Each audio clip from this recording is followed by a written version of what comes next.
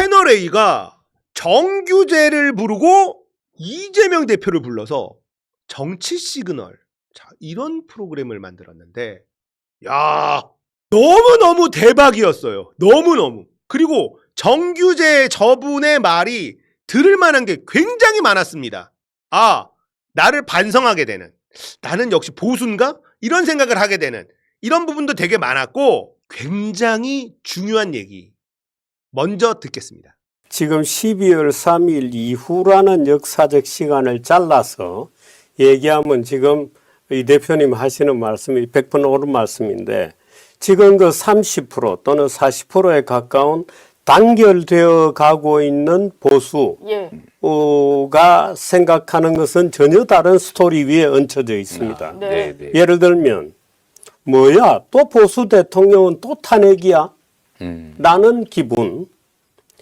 박근혜 대통령 탄핵은 그야말로 근거 없는 루머와 풍문과 나중에 모두 다 부정되고만, 말하자면 가짜에 의해서 그 당시는 여야가 공동으로 대통령제를 공격한, 그래서 대통령이 무너졌죠.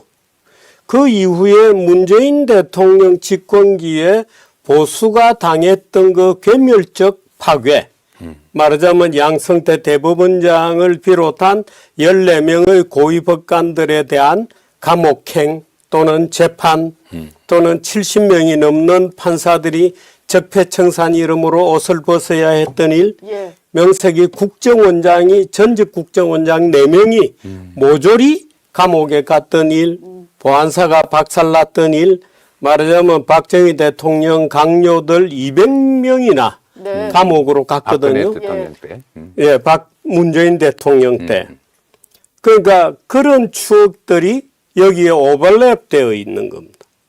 그러니까 이 사건을 12월 3일 날 윤석열 사건의 단독 사건으로 보지 않는 겁니다.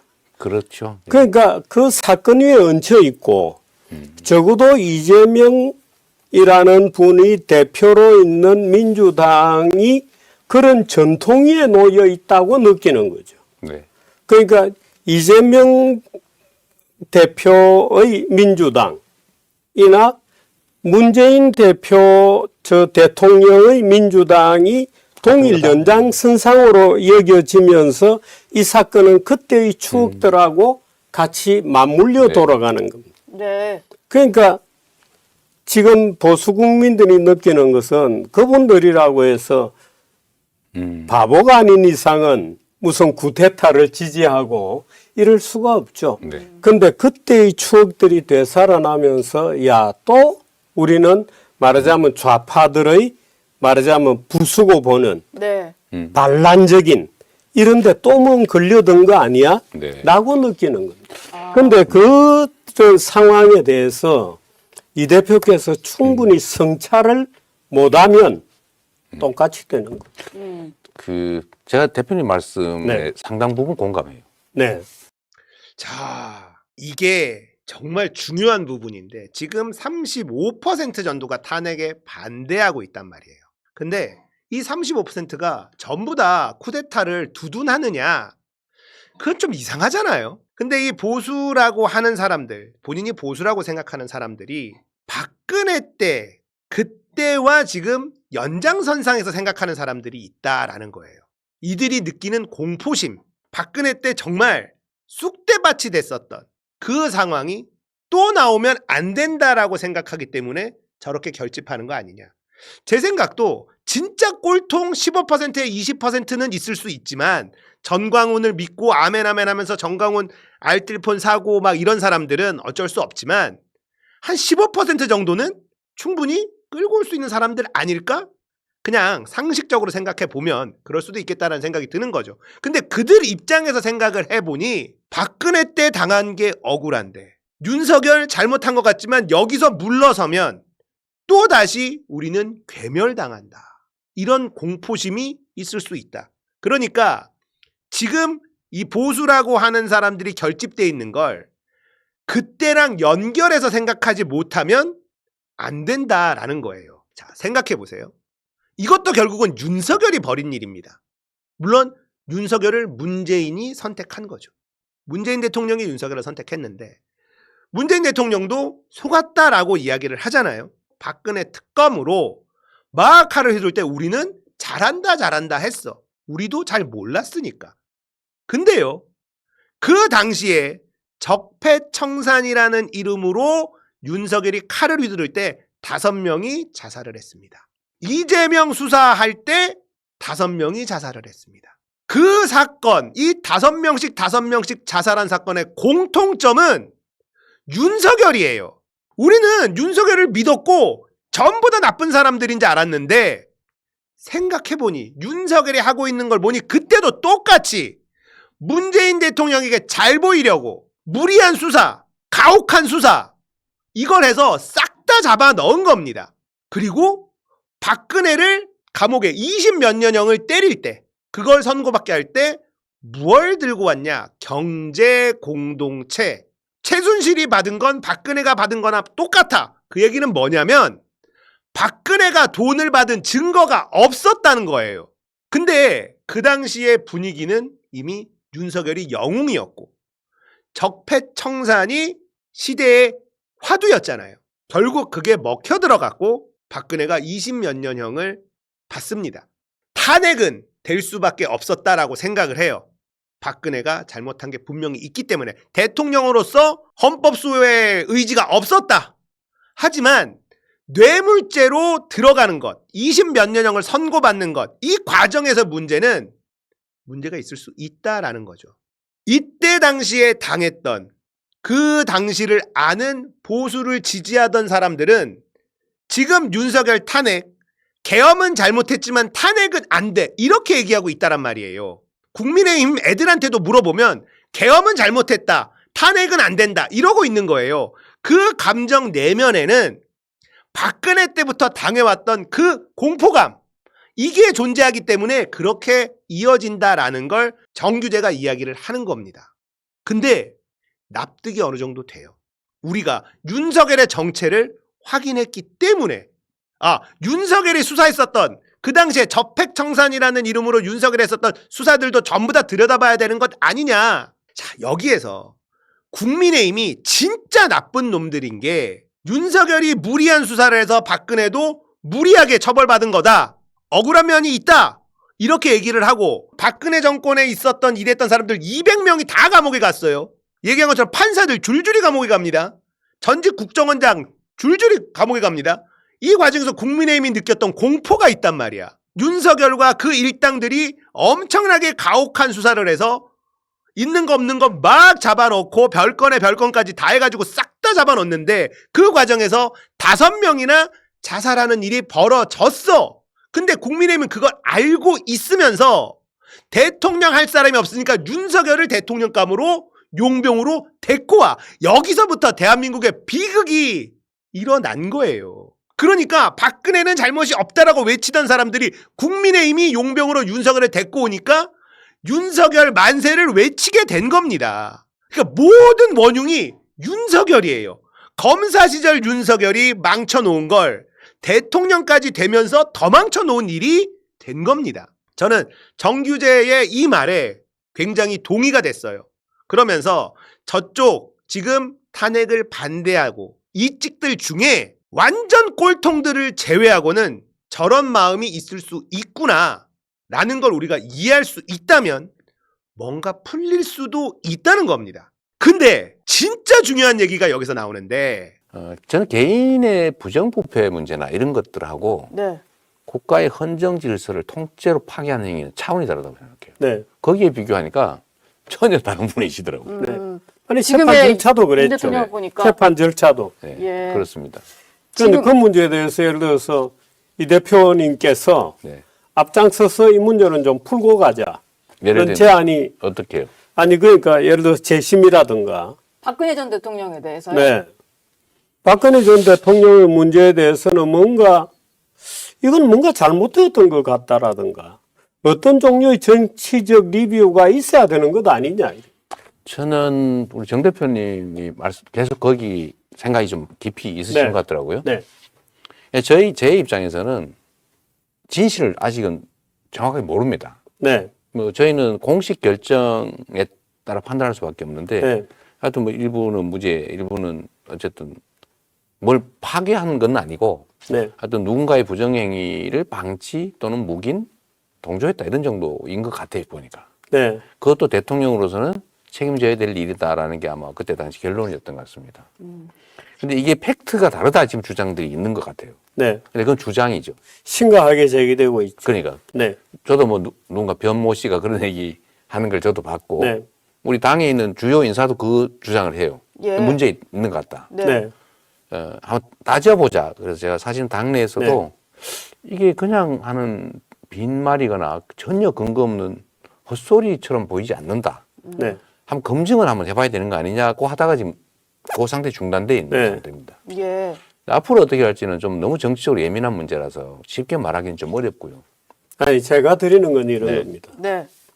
우리 정치에서 정오와 분노, 상대방에 대한 적개심을 빼지 못하면 네. 미래가 없다고 보거든요. 그건 맞습니다. 근데 문제는 그리 말하자면 정치에서의 적대감을 빼고 정오와 분노를 빼는 방법 중에 가장 좋은 방법에 대해서 얘기 드리는 겁니다. 네. 예를 들어서 윤석열 대통령이 어떻든 탄핵 문제가 매듭이 되고 나면 민주당도 이 문제에 대해서 정면으로 직시하고 네. 말하자면 국민들에게 당의 입장을 정확하게 네. 설명하고 말하자면 이 정치적 혼란에 민주당도 일부의 책임이 있다는 사실을 시인해야 된다는 거죠. 예. 그 점은 저도 똑같이 말씀을 드리는데 네. 네. 그런 얘기 있지 않습니까? 손바닥도 마주쳐야 소리 난다고. 네. 모든 것은 네 탓이야. 우리는 아무리 아니, 할 것이 없어. 그렇게 할수 없어요.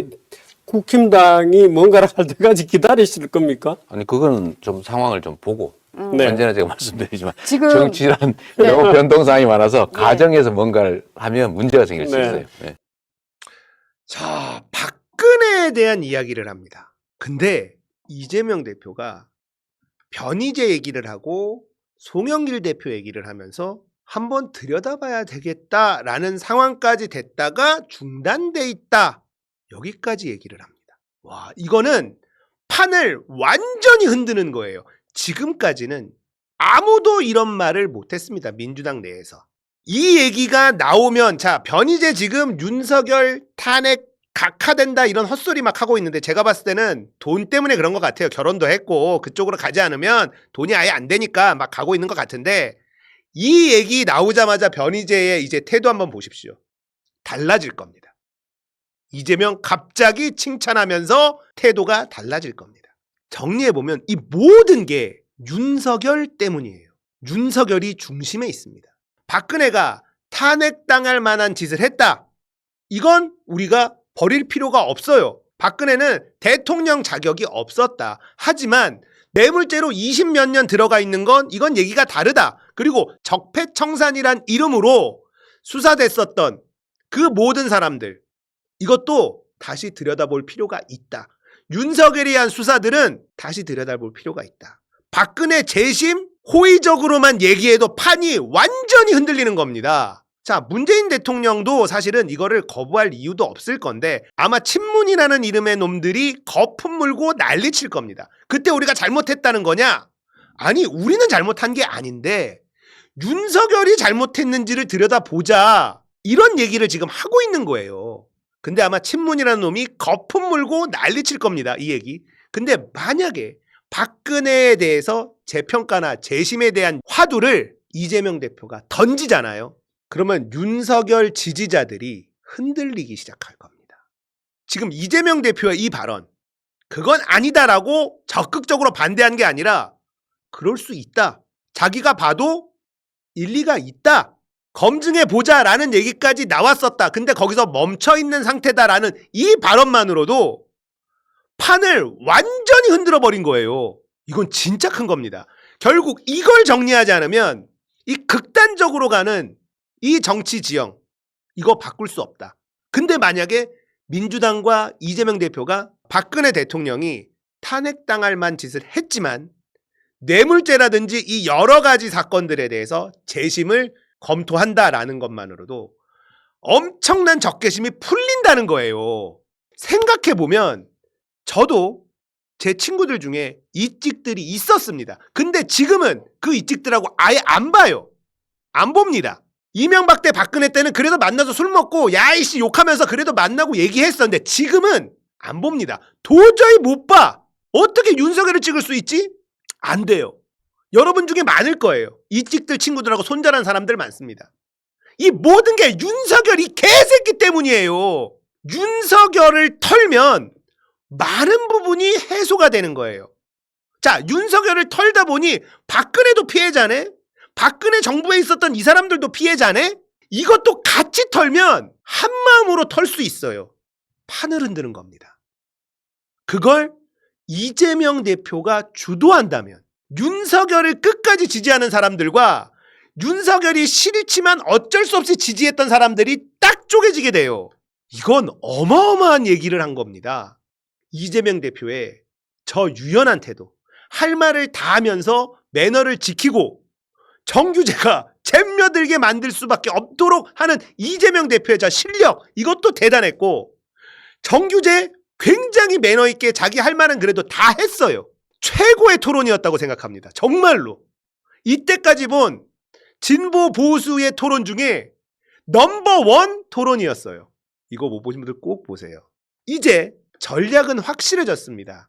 윤석열만 조진다. 그러면 윤석열을 조질 때 피해자의 박근혜와 적폐청산의 수사 대상들까지 같이 포함을 시켜주는 거예요. 그러면 이직들 중에 박근혜 지지하는 사람들은 이재명 웬일이야? 다시 보이네? 이럴 거 아닙니까? 자, 이러면은 판이 흔들리는데 이러면은 어떤 일이 벌어지냐? 이재명의 사법 리스크가 사라져요. 박근혜에 대해서 들여다봐야 된다라는 말 한마디만 하면, 윤석열이 수사한 박근혜 적폐청산 이 수사 다시 들여다봐야 된다라는 말을 한마디만 하면 이재명의 수사도 잘못됐다는 인식을 저놈들에게 심어줄 수 있게 되는 겁니다. 이건 어마어마한 일이에요. 저는 모든 걸 정의의 개념에서 판단하지 않습니다. 정의 그게 뭔데? 중요하지 않아. 근데 이건 선거공학적, 정치공학적으로도 저쪽이 아무것도 할 수 없는 최고의 패예요. 최고의 패. 이걸 꺼내든 겁니다. 정규제가 던졌고 그걸 이재명이 받은 거예요. 이건 진짜 엄청난 일이 벌어지는 겁니다. 중도 보수를 외쳤을 때 제가 환호했었는데 그거보다 더 커요. 윤석열을 공동의 적으로 삼자. 어떻게? 박근혜를 피해자로 두면서 박근혜 전 대통령이 피해자일 수 있겠다라는 말 한마디만 하면 게임이 끝나! 우와! 천재 아닙니까? 이제 판이 완전히 바뀌는 거예요. 저도 박근혜가 파면당에 싸다, 여기에는 이견이 없어요. 근데 윤석열이 20몇 년형으로 집어넣은 것, 이거 억울한 게 있을 수 있다, 이 말만 해줘도 이 찍들은 위로가 된다는 거야. 예? 이 찍들 중에 야, 민주당 지지하는 네가 이런 얘기만 해줘도 고맙다, 이런 얘기가 나온다는 거예요. 그러면 내 친구 중에 이 찍인 애랑 다시 만나서 술 한잔 할 수 있다는 거예요. 생각이 다르지만 같이 어울려 살아갈 수 있는 게 가능해집니다. 이게 전제가 된다면 이재명 대표가 이걸 던졌다. 판이 완전히 바뀐다. 이 찍들하고는 도저히 상종도 못하겠다는 거에서 이 찍들하고 어울려 살 수 있는 유일한 방법, 윤석열을 공동의 적으로 만들어야 돼요. 박근혜를 피해자로 만들어야 돼요. 박근혜 전 대통령이 억울함이 있을 것 같다라는 말을 우리가 먼저 해줘야 돼요. 그러면 이 찍들 중에 그래도 대화가 되는 사람들은 위로될 수 있겠다. 우리가 먼저 내민 손에 위로받을 수도 있겠다는 겁니다. 정규제의 그 말, 12월 3일부터 시작하면 안 되고 박근혜 때부터 이어져 온 그 상실감과 공포감, 이게 지금 저렇게 똘똘 뭉쳐있는 저 사람들의 공통점이다라는 거예요. 극단적으로 치닫고 있는 이 적대적인 이 상황이 달라질 수 있는 방법이 없다고 생각했는데 여기에서부터 풀 수도 있겠구나.